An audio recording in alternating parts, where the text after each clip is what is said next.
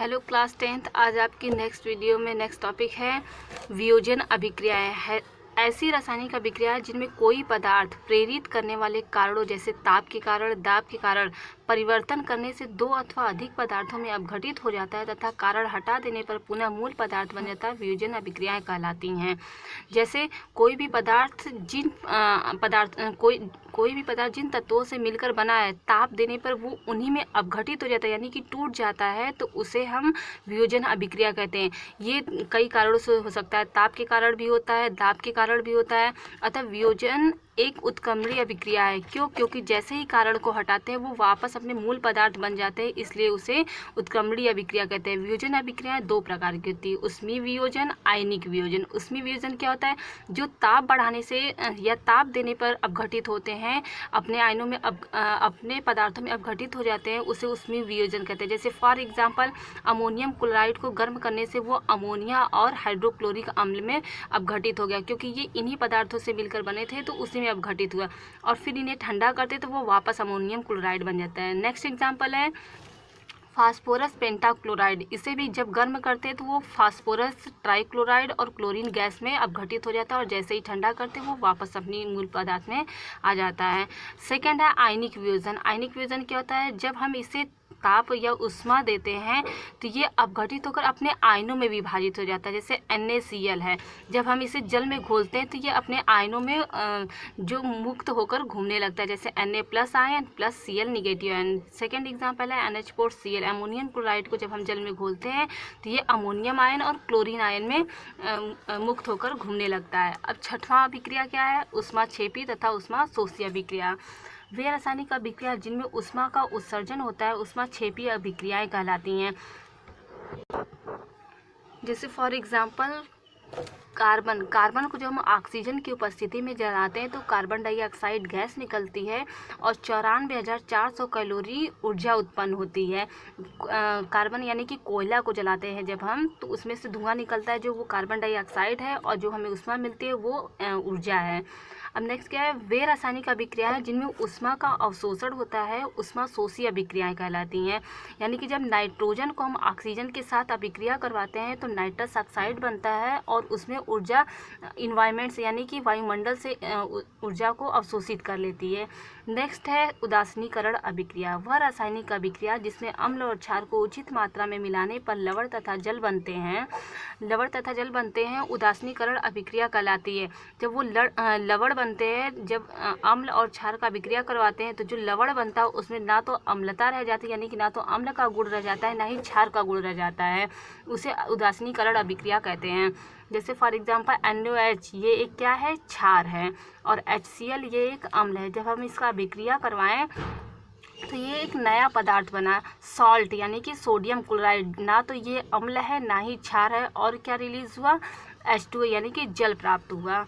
ये था उदासीनीकरण अभिक्रिया। नेक्स्ट है उपचयन एवं अपचयन।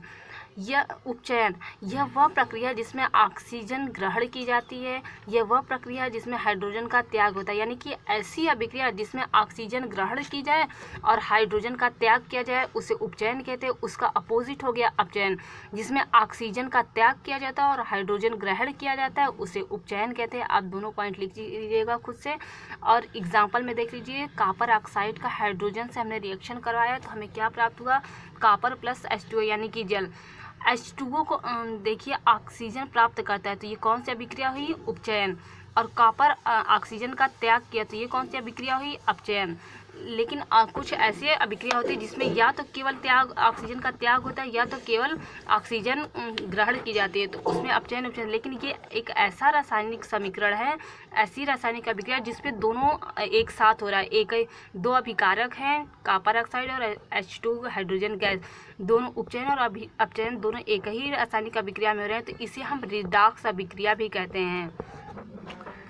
रिडॉक्स अभिक्रिया हमने बता दिया है, इसे आप खुद से डिफिनीशन लिख लीजिएगा। अब नेक्स्ट टॉपिक है उपचायक व अपचायक। उपचायक पदार्थ क्या होते हैं और अपचायक, जो अभिकारक या जो पदार्थ उपचयित होते हैं उन्हें उपचायक कहते हैं, और जो पदार्थ अपचायित होते हैं उन्हें अपचायक कहते हैं। ये भी खुद से लिख लीजिएगा। नेक्स्ट टॉपिक है संचारण। जब कोई धातु अपने आसपास अम्ल, आर्द्रता आदि के संपर्क में आती है तब ये संचारित होती है, और इस प्रक्रिया को संचारण कहते हैं। यानी कि अपने आसपास के आर्द्रता या अम्ल के कारण कोई भी चीज़ संचारित होने लगती है, इस प्रक्रिया को संचारण कहते हैं। जैसे चांदी के ऊपर काली परत चढ़ जाती है और तांबे के ऊपर हरी परत चढ़ जाती है, या लोहे के ऊपर जंग लग जाती है, ये सब कौन सी प्रक्रिया है? संचारण है।